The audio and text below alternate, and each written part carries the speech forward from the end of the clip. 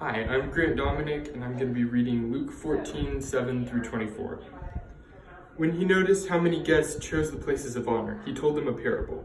When you are invited by someone to a wedding banquet, do not sit down at the place of honor, in case someone more distinguished than you has been invited by your host.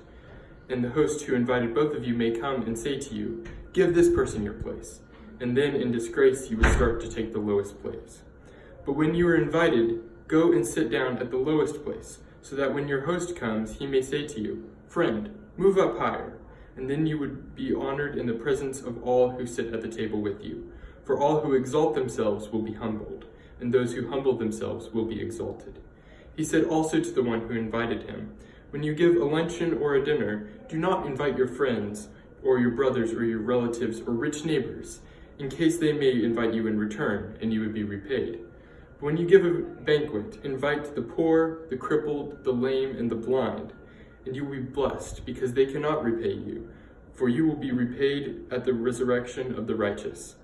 One of the dinner guests, on hearing this, said to him, "Blessed is anyone who sits and eats bread at the kingdom of God." Then Jesus said to him, "Someone gave a great dinner and invited many. At the time for the dinner, he sent his slave to say to those who had been invited, 'Come, for everything is ready now.' But all they alike began to make excuses. The first said to him, 'I have bought a piece of land, and I must go out and see it. Please accept my regrets.' Another said, 'I have bought 5 yoke of oxen, and I am going to try them out. Please accept my regrets.' Another said, 'I have just been married, and therefore I cannot come.' So the slave returned and reported this to his master. Then the owner of the house became angry and said to his slave, 'Go out at once into the streets and the lanes of the town, and bring the poor, the crippled, and the blind, and the lame.'